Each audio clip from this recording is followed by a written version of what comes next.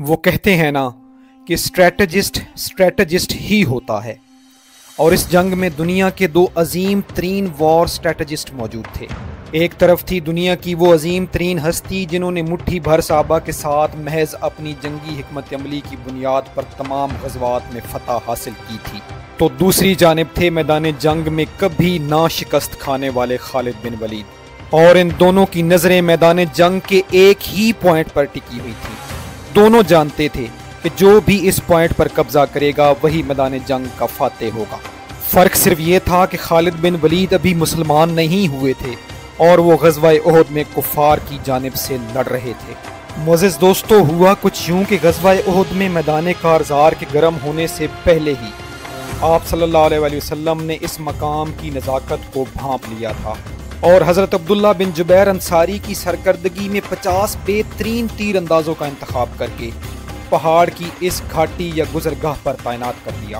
یہ مقام انتہائی نازک و رحم تھا، کیونکہ اس کے ذریعے مسلمانوں پر پیچھے سے اچانک سخت حملہ کیا جا سکتا تھا، اور یوں مسلمانوں کی فوج آگے اور پیچھے دونوں جانب سے گھیرے میں آ سکتی تھی۔ آپ صلی اللہ علیہ وسلم نے ان تیر اندازوں کو حکم دیا کہ چاہے کچھ بھی ہو جائے، کیسی بھی صورتحال پیش آ جائے، اس جگہ کو اس وقت تک نہ چھوڑنا جب تک میں حکم نہ دوں۔ دوسری جانب خالد بن ولید اپنے 100 گھوڑ سواروں کو لیے اسی پوائنٹ پر ایک عقاب کے جیسے نظریں جمائے کھڑے تھے کہ تیر اندازوں کا دھیان ہٹے تو وہ اسی راستے سے مسلمانوں پر پیچھے سے حملہ آور ہو جائیں، کیونکہ مسلمان جس دلیری اور بے جگری کے ساتھ لڑ رہے تھے، ان کو کسی سرپرائز اٹیک کے ذریعے ہی شکست دی جا سکتی تھی۔ سامنے سے ان کا مقابلہ کرنا تقریباً ناممکن تھا۔ میدان جنگ میں گھمسان کا رن پڑ چکا تھا، لیکن خالد بن ولید پرسکون تھے اور اسی گھاٹی پر نظریں جمائے کھڑے تھے۔ مشرکین کے لشکر کی تعداد 3000 تھی، جس میں گھوڑ سوار، اونٹ سوار اور ذرا بند سپاہی شامل تھے۔ دوسری جانب مسلمانوں کے پاس صرف 2 ہی گھوڑے تھے، کسی کے ہاتھ میں تلوار تھی تو کسی کے ہاتھ میں وہ بھی نہ تھی۔ پھر بھی مسلمان جگر توڑ کر لڑے اور ایسے لڑے کہ کفار کو پسپا ہونے پر مجبور کر دیا۔ وہ میدان جنگ چھوڑ کر بھاگنے لگے۔ ان کے 12 علمدار یکے بعد دیگرے مارے جا چکے تھے۔ مسلمانوں کی فتح میں اب کوئی ابہام باقی نہ تھا۔ جب کفار بھاگنے لگے تو گھاٹی پر موجود اصحاب کو شوق ہوا کہ وہ بھی ان کا پیچھا کریں، اور وہ اپنی جگہ چھوڑنے لگے۔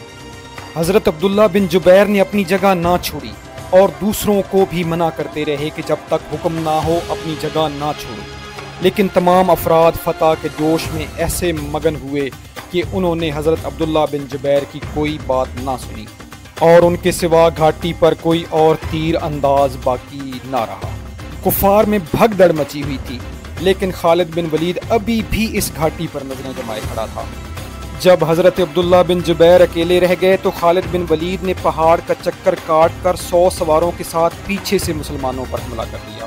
حضرت عبداللہ نے ان کو روکنے کی بھرپور کوشش کی، لیکن ایک اکیلا آدمی 100 سواروں کے سامنے کب تک کھڑا ہو سکتا تھا۔ ان کو اسی مقام پر شہید کر دیا گیا۔ یہ حملہ اتنا اچانک اور غیر متوقع تھا کہ مسلمانوں میں شدید پریشانی پیدا ہو گئی۔ اس سے پہلے کہ وہ دوبارہ اپنی صفیں سیدھی کرتے، خالد بن ولید ان کے سر پر پہنچ چکا تھا۔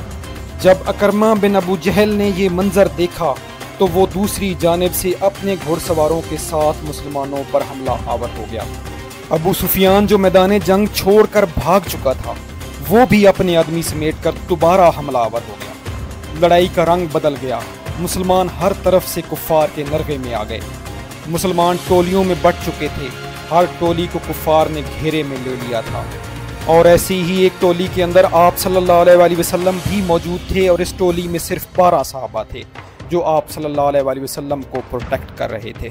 آپ صلی اللہ علیہ وسلم کے چہرہ مبارک پر بھی زخم آئے اور ان کے 2 دندان مبارک بھی شہید ہو گئے۔